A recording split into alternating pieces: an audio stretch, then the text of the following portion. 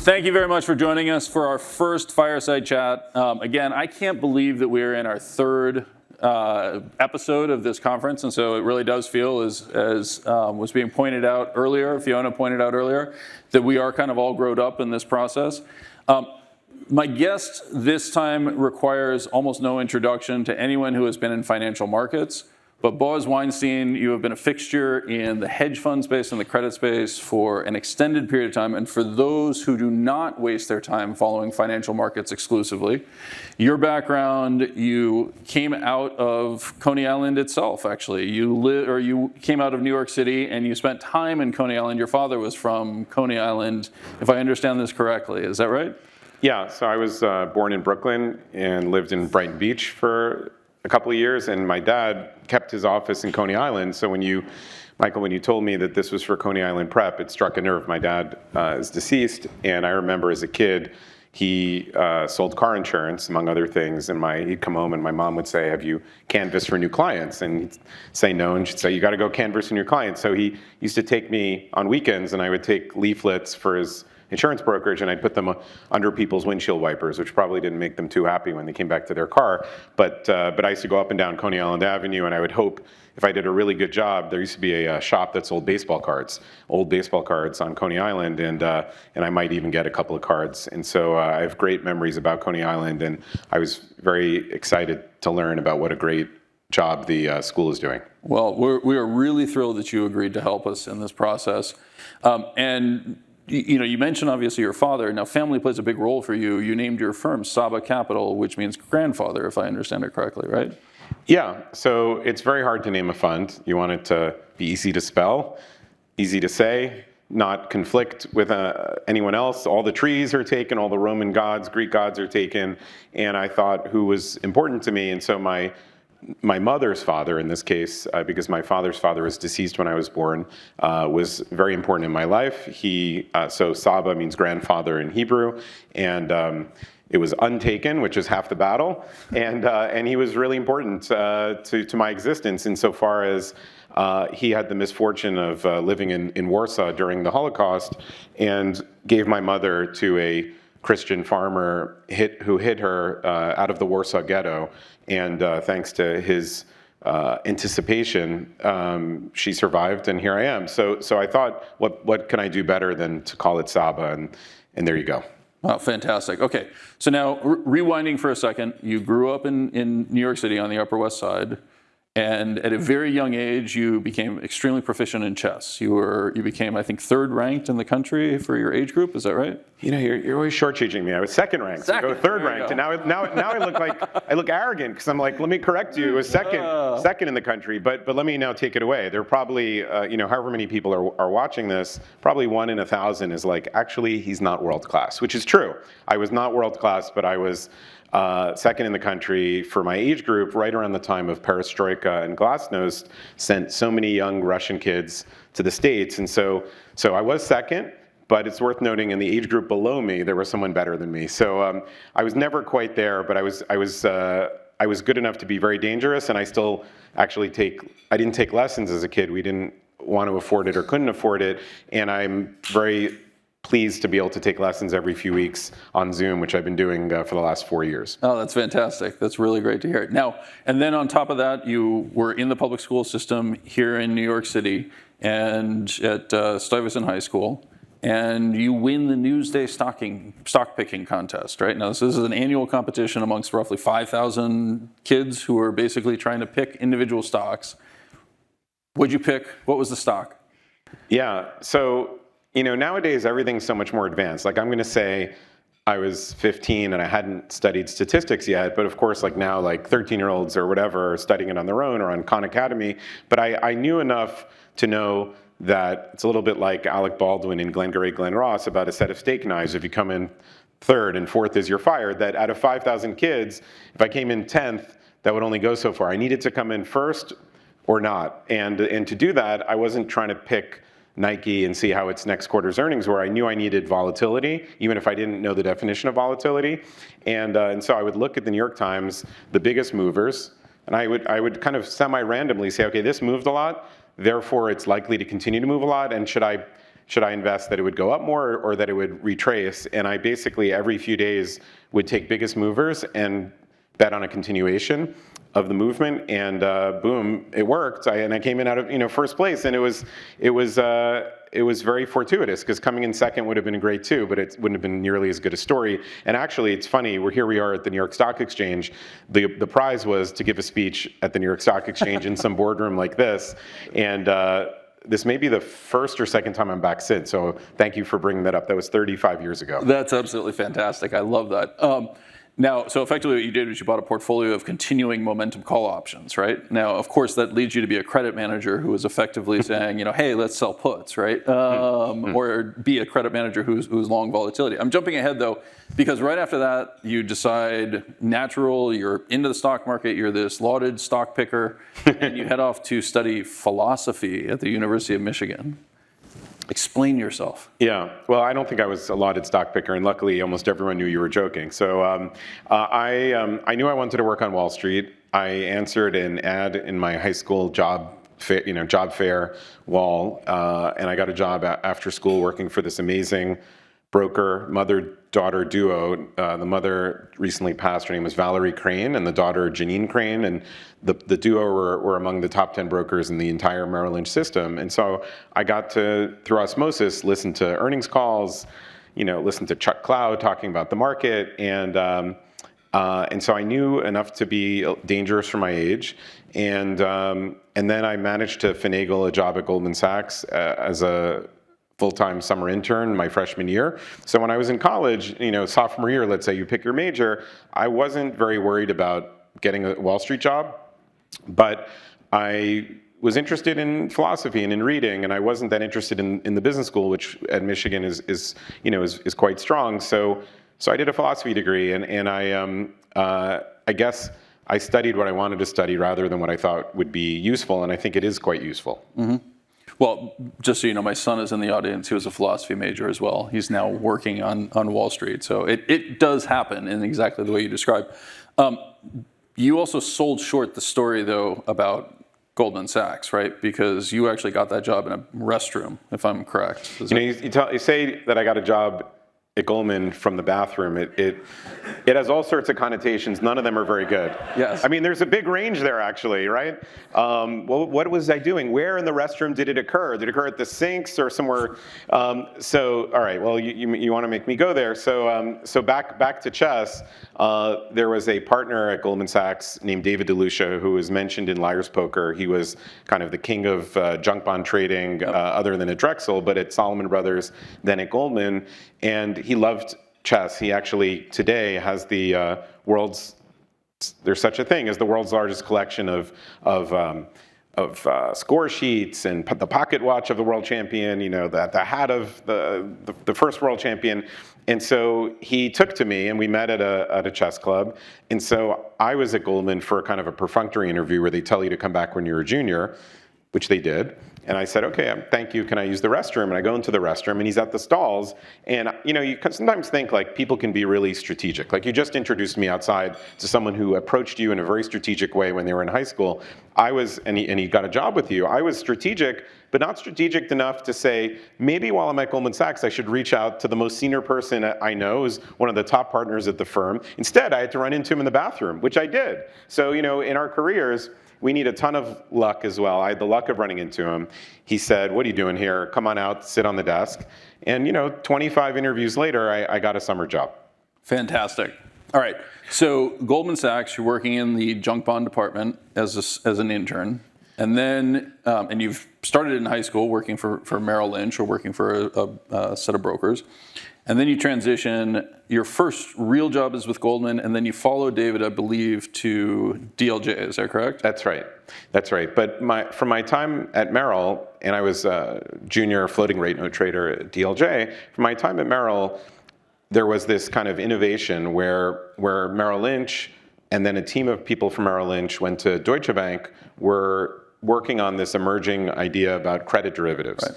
And so this really brilliant visionary from Merrill Lynch named Edson Mitchell, rest in peace, moved to Deutsche Bank, took a lot of people with him, and at Deutsche they built one of the 2 or 3 best credit derivative businesses immediately. even though it was much harder for Deutsche to build out a big capital markets business and businesses that required history and longevity, derivatives was something that you could build very quickly with the right technology and the right people. And so at a very early age, so 1998 is when I got to Deutsche Bank, I was 24, 25 years old, and I had the very lucky timing of being there in the very beginning of credit derivatives and understanding credit, corporate credit, and then of course, on top of the luck of being in the right place and being at a firm that cares about the thing that you're doing, and that thing being a thing that is going to foresee untold growth, there was also a use case for the product, which was the 1998 global financial crisis. We remember '08, but in '98, of course, we're remembering now the 25-year history of LTCM, of Russia defaulting, and the need for this product. The credit market was the most unhedged asset class in the world. It was enormous, and without derivatives, it was unable to be hedged, unlike equities, FX, rates. So I was there in the very beginning and was able to do a lot at a very young age in a period of extreme volatility, whether it was 1998, Enron, WorldCom, 9/11. You know, those early years were really formative for how I came to look at markets. So when you think about that dynamic, that being there basically from the start, being part of the wave of growth, credit default swaps, derivatives around fixed income, et cetera, and growing that into the events of 2008, right? So you're at Deutsche Bank in 2008, you're running the credit derivatives desk, you've actually formed Saba within Deutsche Bank as a prop firm at that point. And coming out of it, the world changes around the Volcker rule, et cetera. Was that really what led you to lift Saba out, recognizing that the environment, that opportunity within prop desks was no longer there, the ability to take those risks? Or was it an opportunity that you were given funding and you saw the opportunity to seize it? Yeah, so I had an amazing time at the bank. Again, I was right place, right bank, right time.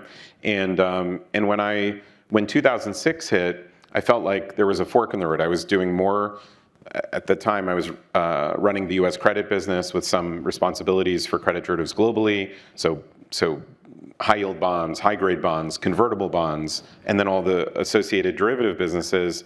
And it's hard. You know, sometimes you look at that you have two options in your life, and you say, I have the option to focus on one or the other while I'm doing both. And you know, it can turn out that having all that optionality actually is a negative because you don't focus on one thing. So it wasn't a negative. It was great, but in '06 I wanted to spin out and start Saba.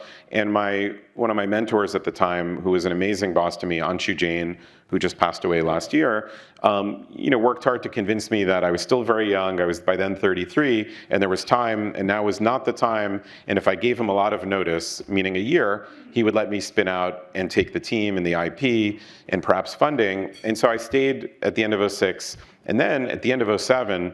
My direct boss, Rajiv Misra, left the bank. And at that point, I had to choose because he was responsible for all sorts of things, including my own world that I wasn't. And I would have to move to London, be on the other side of the wall, and not get to look after investing day to day. And so it was at the end of '07 that I said, okay, I'm going to take the plunge. 1 year later, I'll leave the bank. I'd never heard of Bernie Madoff before. I hadn't heard of Bernie Madoff until I read the story about Bernie Madoff, the Christmas 2008. And I was at the Fed, actually, the weekend Lehman failed, September '08, representing Deutsche Bank in the credit room. And so really it was different circumstances than I expected, because I thought, okay, I'll leave at the end of '08 and then start my firm. And of course, there was the true global financial crisis. And you know, I kind of felt in the very beginning unlucky in my timing. I imagined, well, what if I would have pressed the button 6 months earlier? I could have launched and had all this money. But at the same time, there was a learning experience from living through it, being at a bank that while Lehman Brothers failed and Bear Stearns needed to be subsumed and Merrill Lynch needed to be subsumed, that you couldn't trade that in to be at the Fed that weekend or to work through the losses at a bank for having hundreds of thousands of swaps on with Lehman Brothers, where if you were at a hedge fund, you would have torn up, you know, all of the kind of the daisy chain of party A buys CDS from party B, who then buys it from party C, all the way from A to Z. At a bank, you had A to Z, and once in a while you would tear up the middle.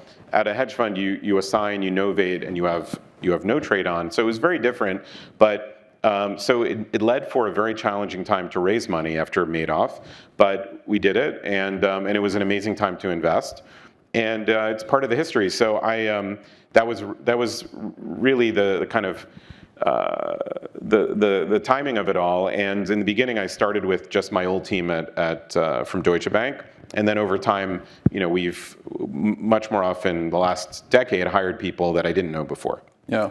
Well, so when you talk about that underlying dynamic, the experience that you gained in being in the room, right, seeing that firsthand, and exactly like you're describing, like I'd been in the industry for 15 years at that point. I'd never heard of Bernie Madoff until basically the events occurred in 2008, where it's like, whoa, what just occurred?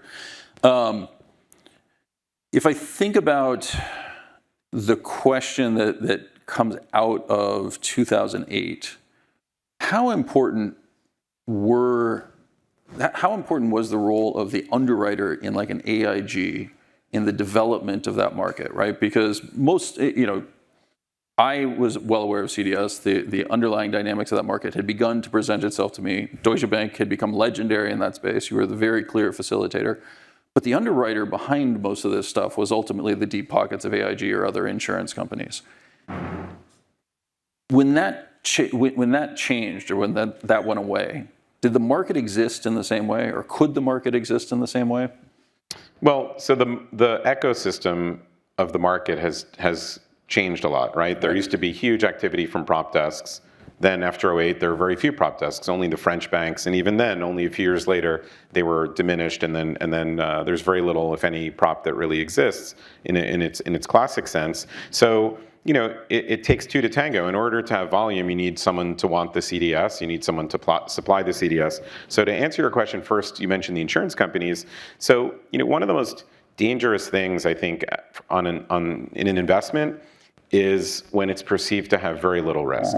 So if you think about the way UBS lost money in subprime, it's they thought they were in a safe enough place that they were underwriting to no loss. There couldn't be loss in the senior tranches. Or you look at AIG, when you think your attachment point is such that you can't lose any money, it looks like the return on risk is infinite. And if the banks are going to let you, keep that machine on because you're AIG, you got to these levels that are incredibly excessive. So if you look at the history of credit spreads, and I've been interested in being also a historian for credit spreads back into the 1920s and even before, and through today, you can find one period where credit spreads were decently lower, materially lower than they were in any other period. And you can probably say words that I hate saying, which is, this time, that time is different, or like, that's not going to happen again. Because you also need an imagination for what can happen that can go beyond what's happened. Think about negative interest rates, what people would have thought of those before 2008 and then after 2008. And so with AIG, they were given too much rope to sell CDS, to infinity. That changed. But the demand for CDS and the supply of CDS found new sets of counterparties. So just as a quick jump forward, just to say this year, which is not a year where there's an enormous amount of stress in the markets at all. Look at where vol is until just a few days ago. Okay, we had this period in March with Silicon Valley Bank and Republic and Credit Suisse, but on the whole, it feels like a much lower vol year than the year before. But volumes in single name CDS are up 65%. So the volumes are up huge because there is natural demand from banks, not bank prop desks to your question, but bank hedging desks. Because if you're a bank and you make a loan to, let's call it IBM, you're going to make that loan. You have a million reasons to do so separate from the economics of that loan.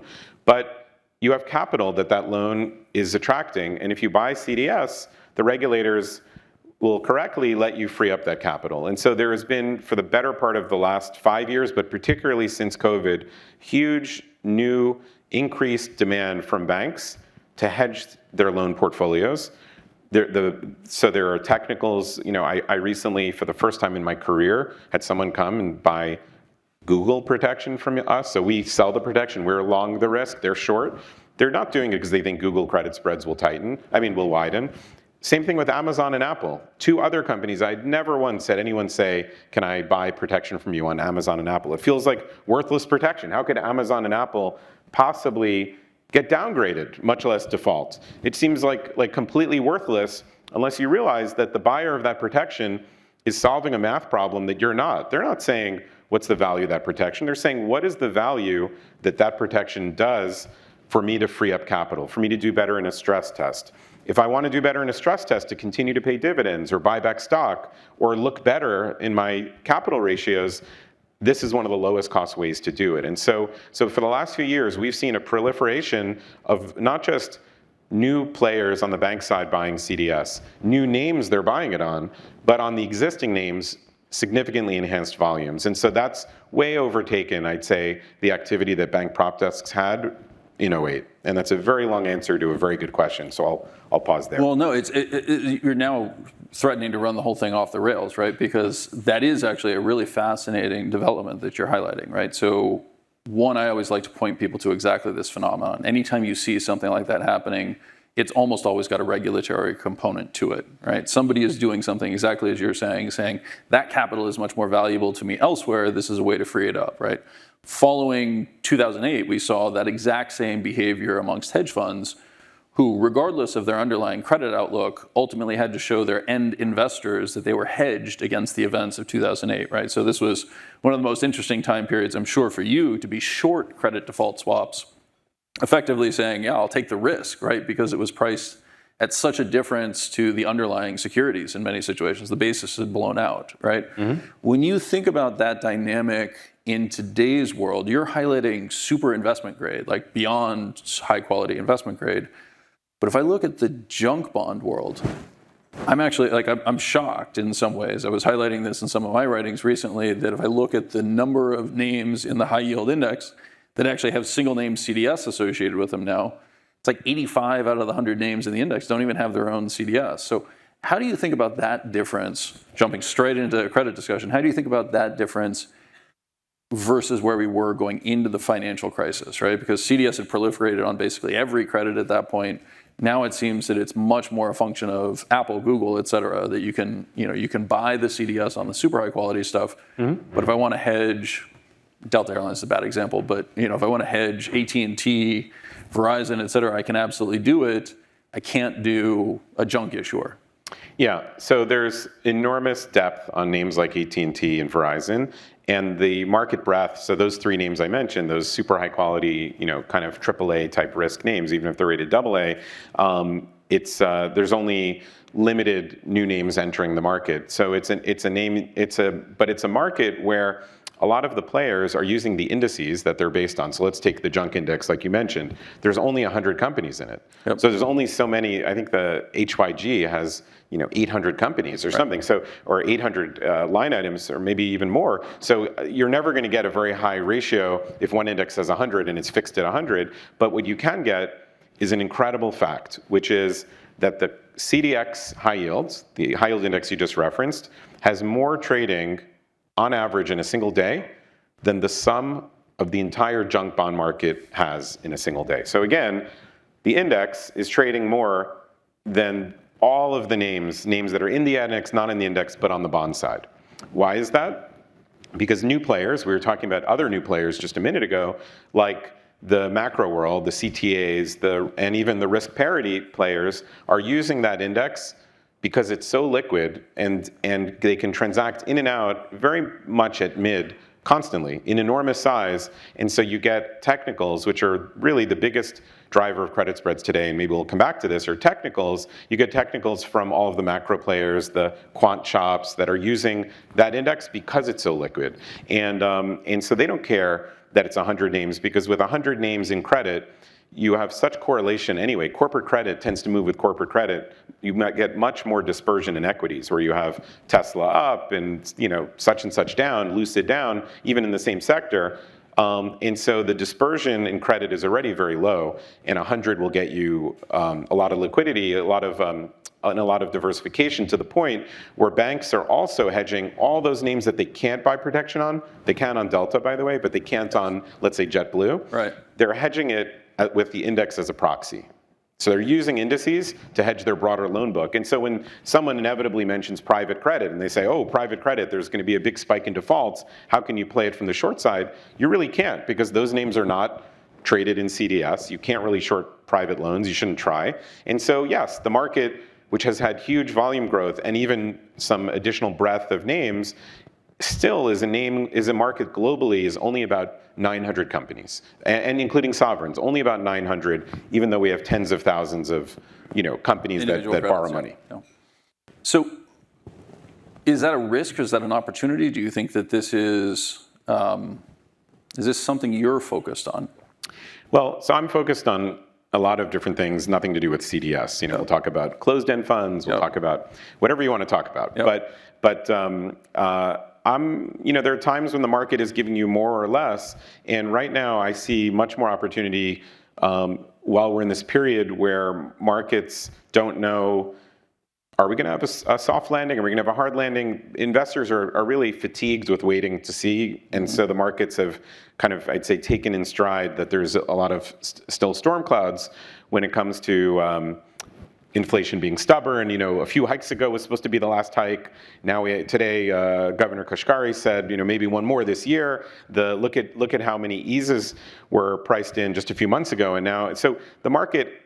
Usually Mr. Market is right, and they know better about what the Fed's going to do. This has been a different environment, yet equity prices haven't really been affected. If you look at what's happened to the long bond in the last 3 months, it's down 12 points, and only until a few days ago, the S&P was near its local highs. So you really have markets you have signals pointing very bearishly. If you look at equity risk premia or the inverted curve or other things, and then you have bright spots. And so the market doesn't know what to do. Most people reflexively are not going to stay in cash, no matter how many times Ray Dalio says so, or little old me says so. That cash is quite interesting.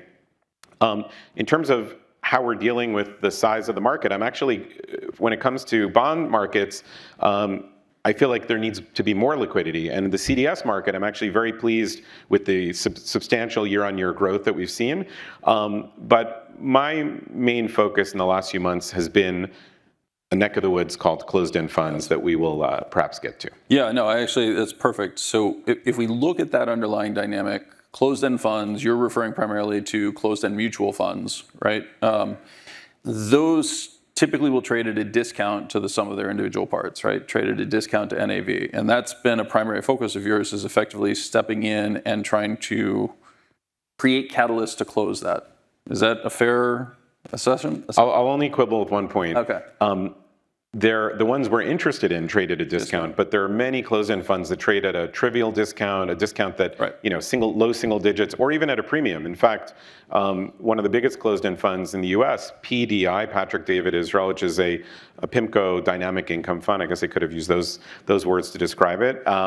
Is a multi-billion-dollar closed-end fund that trades at a premium, even today when almost everything's at a discount. Or the largest closed-end fund in the world, the Baillie Gifford Fund, SMT, Sam Mary Thomas, London Stock Exchange, was only a year or two ago at a premium almost all the time, £9 billion, £9.5 billion, and now it's at a 20-point discount. And so I'm interested, out of the many hundreds, actually 750 closed-end funds we're tracking daily, I'm interested in the ones that are at the biggest discount that have nothing broken about them. There might be a reason, there might be a technical, but that discount could be erased if the managers snapped their fingers and made the closed-end fund, you called it a mutual fund, into an open-ended fund. Because as we all know in this room, especially in this room, ETFs trade at NAV, mutual funds you redeem at NAV, and closed-end funds have the same stuff in them as the first two categories. And so it's really about the manager being willing to do it, as some have been, versus kicking and screaming not willing to do it. So dragging people kicking and screaming to close that NAV basically creates an activist investor bent to this area of closed-end funds.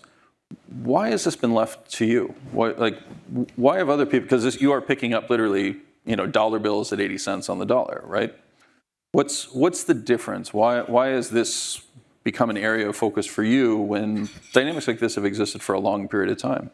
Yeah. So firstly, it is kind of dollars for 80 cents. You'll say, what's the catch? It would be that 80 cents goes to 75 cents. I think our average portfolio right now is at 84 cents. And there's stuff in there that we're near the finish line on. So what we've been buying is even at a higher discount than 16. And of course, you all know that if something's at a 20 discount and it goes to NAV, you didn't make 20%, you made 25% because 80 went to 100. So, and there are funds we'll talk about, maybe we'll get into talking about private equity. There are funds at 40 discounts or 45 discounts. So why is it like this? Well, and why did it take us to get involved? So firstly, it's been done forever. Actually, I was reading, my wife got me the biography of Ed Thorpe, A Man for All Markets, I think it's called. This is 5-6 years ago, and I knew him as the man who discovered card counting and blackjack and a bunch of other interesting stories. And then I, almost as a throwaway point, in some chapter, it turns out he was a closed-end fund arbitrageur in the 1980s. I got a phone call from somebody well known in the UK from a storied banking family telling me in the 70s this thing was called trust busting, and it was done with a lot of success. I showed in 2018 when there was a big discount, I sent our portfolio to Warren Buffett because he had said to me many years earlier, if you ever see something really big that you think is amazing, show it to me. And I waited, and he said, actually, this is way too small. And I said, you're right, actually, it probably is too small. A few billion of closed-end funds are not enough for you, but he was kind enough to send me his 1950 position report when he was about to take Benjamin Graham's class. I think it was 1950, and 2/3 of his portfolio were discount closed-end funds. So, there are closed-end funds that have been around 100 years, and in different jurisdictions, they have different rules. In different funds in the same jurisdiction, there are different rules. The reason why there are not more institutional players, it is almost exclusively at IPO a retail market. It's all retail. These products are sold, not bought, is the phrase.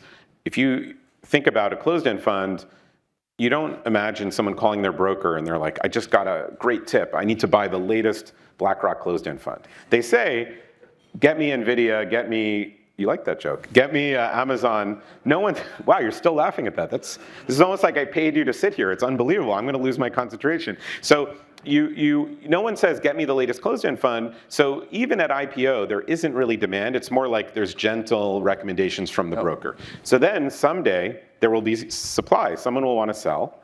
Who's going to buy it? Now there's no broker to pitch it. And so you can have closed-end funds go from -1 to -11 in a heartbeat. And institutional players, and there are a few that are around the hoop, but they had not really worked on trying to narrow the discounts. And so we sometimes are scratching our heads because you have an institutional player with 25% of a fund, and you'll pull it up and you'll see the Bill and Melinda Gates Foundation owns that fund, managed by somebody else. Say, but you've been in it for 12 years. Like, you could just press a button with management and replace the board. You have so much of it, or threaten to do so if they didn't do the right thing for shareholders. And they could erase the discount completely. And the only harm, everyone wins. Every single investor goes from 80 to 100, is that the AUM of that $1 trillion manager, or in BlackRock's case, $9 trillion manager, goes from 9 trillion to 8.9999 billion. And the employees own these funds. The employees make a lot of money, and you show leadership. And so, this past June, there was a fund like that, an energy equity fund, ticker GER, run by Goldman Sachs. We never called them. We owned 10% of it. It was stuck at a 20 discount, like you said. And they just unilaterally announced that despite everything they tried to do to buy back shares, to increase the dividend, it was just stuck at a 20 discount. They just snapped their fingers, liquidated it in a day. These stocks can be sold, you can unwind the portfolio in a day, and every investor made a 25% gain. And so I think there should be more institutional players. I think the main reasons are they don't have experience with it. They think they can't get enough of them. And also, they don't, either you do activism or you don't. Maybe many of them don't. And as of now, we own 3.7 billion out of a space that's about 450 billion. So I own less than 1% of the closed-end fund market, but I own 3.7 billion out of the 60 billion that I think are most interesting. So there's a couple of different directions I want to take this conversation, because you hit on two components. One is you hit on private equity, right? And then the second is I wanted to ask you about one of the largest closed-end funds is trading at an extraordinary discount, which is Grayscale Bitcoin Trust.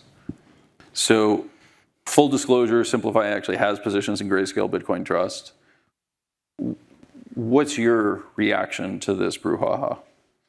Well, the old, I'm not a doctor, but I play one on TV. I've been asked about Bitcoin's, Ethereum, Grayscale Bitcoin and Grayscale Ethereum constantly because of our activity in closed-end funds.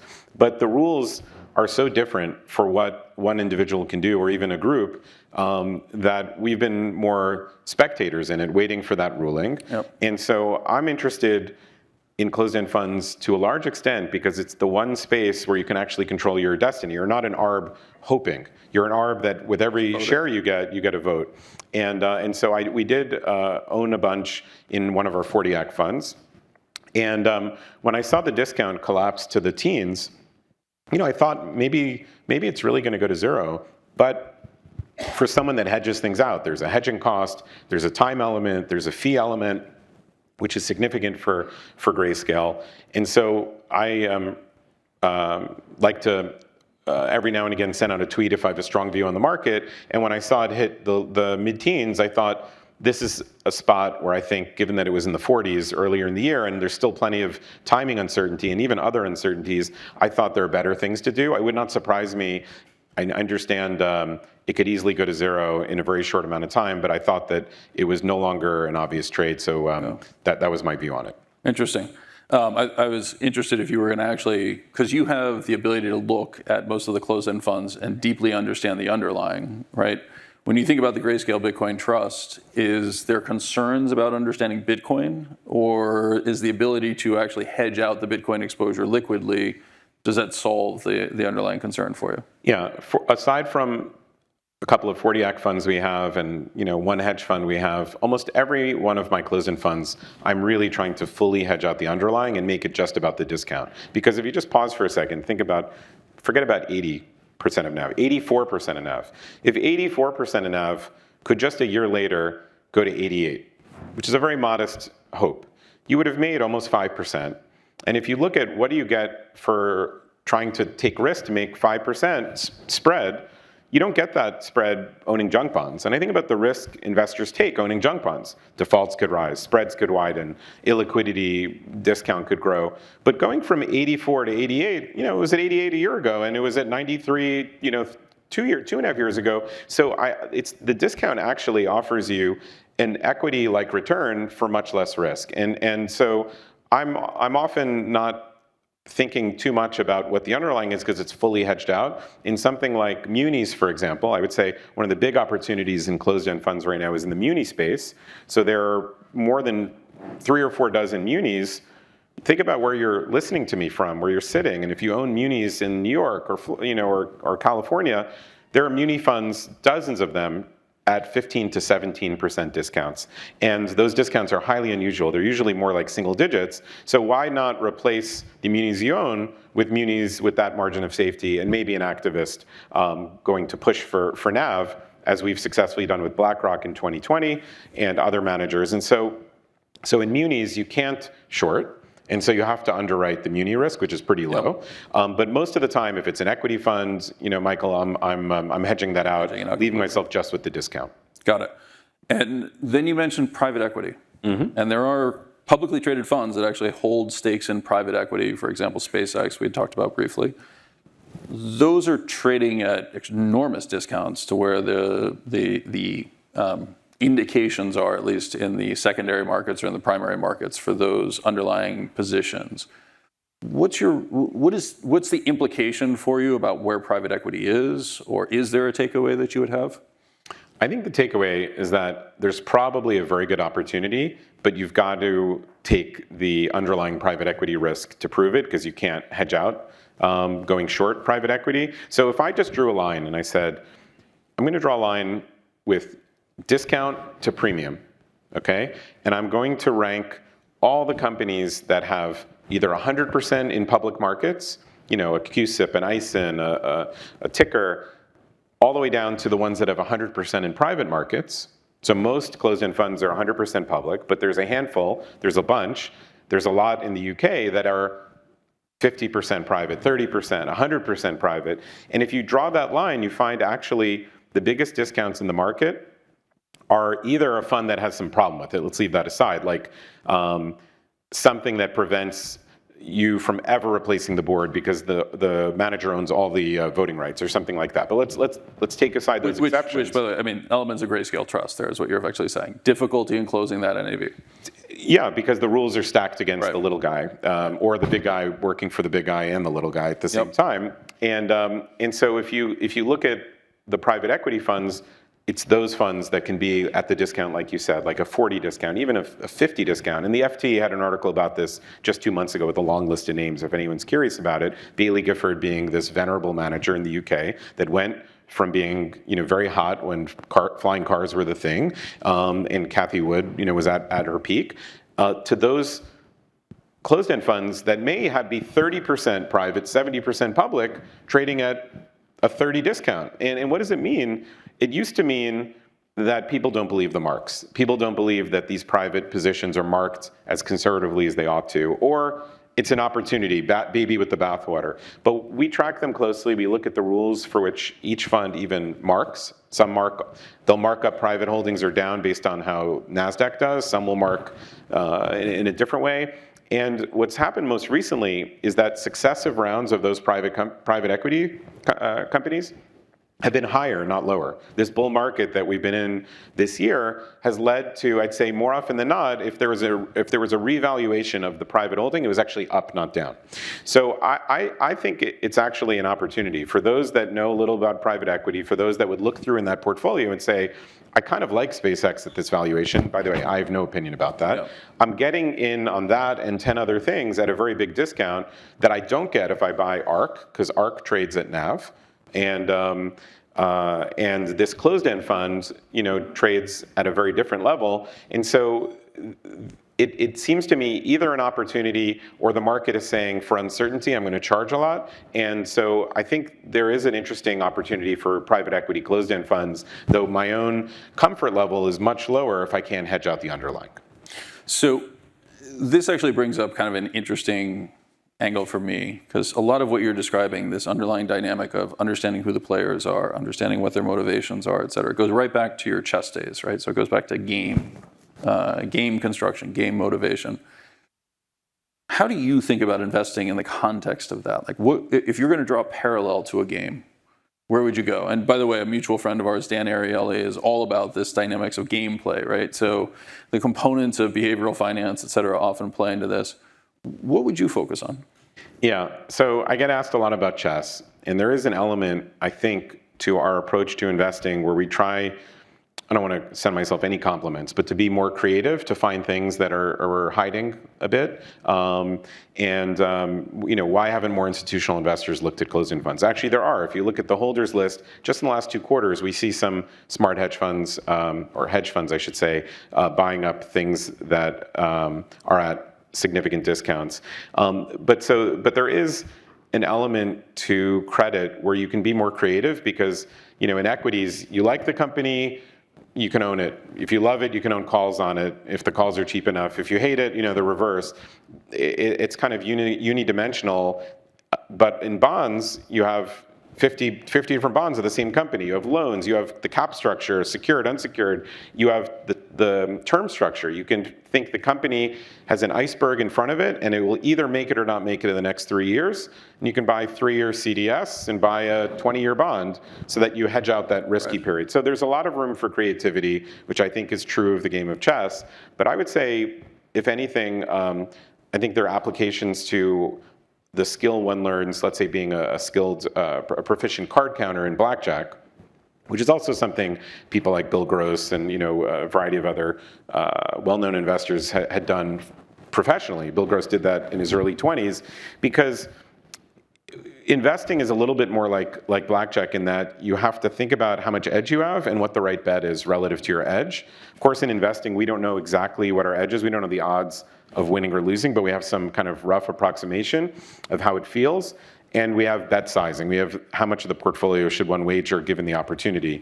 And the thing about blackjack is that it takes incredible discipline because a lot of times there's nothing to do and you're basically supposed to be betting zero or the minimum.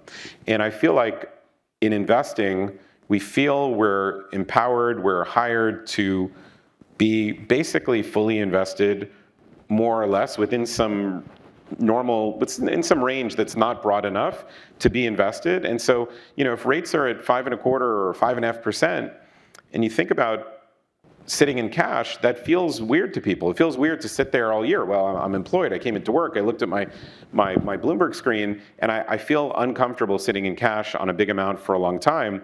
But really, if you think that the count, right, the count in the market, the count being, let's say, very poor in blackjack, you're supposed to bet the minimum. With inflation being kind of sticky, maybe, or that certainly it surprised people how long the Fed has pushed off cutting and in fact has been hiking, or the uncertainty around the China slowdown, or look at equity risk premia, or other signals that are telling you there's a much higher than likely chance versus normally of a problem, that it's an environment with a lot of risk and maybe not relatively a lot of reward, yet sitting in cash feels strange to people. And so I think that a defensive posture is probably underappreciated as a pursuit, and maybe QE had a lot to do with it, but here we are, we're in QT, and I wanted to at least leave that word of caution, even though I've been cautious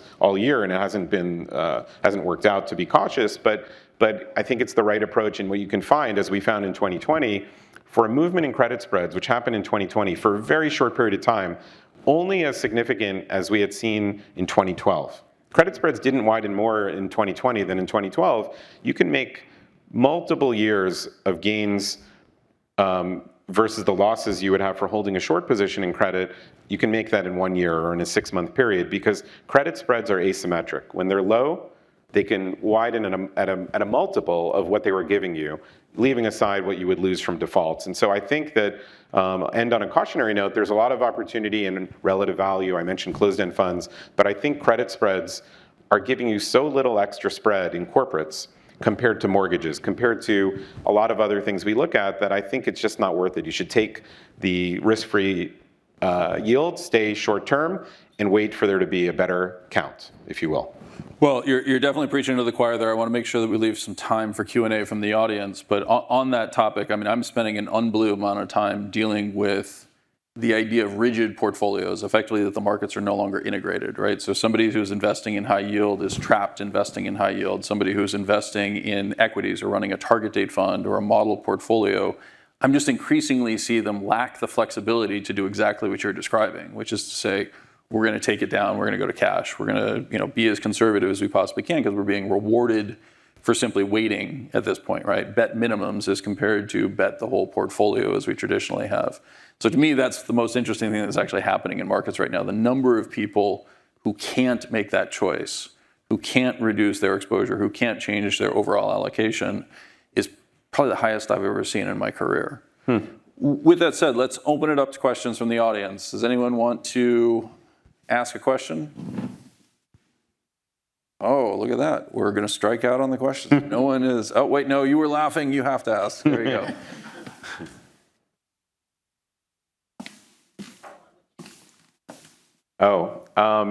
I would, you're supposed to, I would worry what occurred that the discount shifted. It would surely be some news because it's been so well bid. I think the other interesting thing is if you line up all of the grayscale funds, you'll find really varying discounts that I'm sure there's some technical explanation. So for example, I'm no expert, but LTCN, the Litecoin Trust, versus ETHE versus ETCG, or at least I need the tickers. But if you line them up, you'll find 6 months ago, Litecoin was at a 50 discount, and suddenly it was at a 13 discount. But ETCG was at a 50 discount, now it's at a 40 discount. So the movement of the stars, and it's all very peculiar to me, and without an ability to affect the outcome, and just sitting there passively, I think it's hard when you see other ones at 40 and the grayscale Bitcoin Trust in the teens, though that would be the one that they would solve first. It makes me feel also like I'd rather stay away. If it went a bunch wider, I would actually bet that something happened that would make both of us, you and I, worried that it's going to stay there for a while longer. And I think the allure of the fees, sometimes people forget about the fees. The fees are 2% on NAV. But when it's at a 50 discount, as it was, that's 4%. When it's at a 25 discount, I'll let you do the math at home. But so those fees will eat in to that discount, which is not so high. When you take a position in a closed-end fund, the asset managers, I presume, are looking at the potential death of a nice cash cow. How do you approach those conversations? How do you approach those asset managers? I imagine those conversations get pretty contentious pretty quickly. You know, it's a little like I used to watch when I was a kid, or I could hear from my parents from the 10 o'clock news, where you hear about the fire and the car crash. There's a lot of examples of closed-end fund managers who are proactively doing something excellent to narrow that discount, whether they're doing it because they want to reward the investor who's been suffering, whether they want to forestall activism. I don't want to get in their heads, but just at the end of last week, Dan Iveson from PIMCO took steps. For what it's worth, I've never called PIMCO on this fund. The fund is NRGX, the one fund they have at a big discount. And he made a decision to make it look like his funds that are at a premium. He's changing the mandate from energy to corporate credit and other kinds of credit. Now, is that going to work? Actually, I think it might work. And if it doesn't, you know, we would look at that and reassess. But we've seen a number of things. I mentioned already Goldman Sachs employing, I think, great governance to liquidate a fund. And the quote from the executive at Goldman was really impressive, because he said, "This is just the right thing for investors to do. We tried other ways, but we felt like this discount seemed structural, and we want to give investors back this giant piece, putting them in front of ourselves, in front of the fees that we could earn." And so that's on one side. You mentioned the other side, the car crash, right? So there's ones where they feel kind of entitled to run the money forever, even though, for example, in the UK, there are funds that naturally sit down every 3 years, and the board says, should we continue? Has the manager done enough to justify continuing? In the US, there are a couple of managers, I'll leave them out, their names out, where I think the lucre of being valued as permanent capital. A closed-end fund, you know, might exist for 50 years or 100 years, or 10 years if it's a term trust, as some of the, for example, the BlackRock funds are. 10 years is a long time, and the stock market will reward them very differently for $1 of 10-year money than $1 of ETF money. And so they're really thinking very hard on that in the executive chambers, and not thinking about what it means to have a bottom decile discount, and not for a day and not for a week. We've had campaigns, by the way, where we come and say, we got involved a year or two ago, but your fund has not had a single day in 10 years where it wasn't at a discount. And if you pressed a button to make it into a mutual fund or an ETF, that discount would disappear, and they never say that math is wrong. So it's a broad range. You hear more about the contentious ones, and I hope that those, in the end, we're doing it for our investors, but we're definitely, if you turn a closed-end fund into an open-ended fund, you didn't get rid of it, you just changed its form, and now all of the existing investors can stay. They know they can get out at NAV whenever they want, and it probably, if anything, prolongs the life from what was prior an untenable situation. So it doesn't necessarily, just to clarify on that, it doesn't necessarily mean that they have to unwind, right? They can liquidate. That is one way to close the NAVs, liquidate and pay a distributing dividend.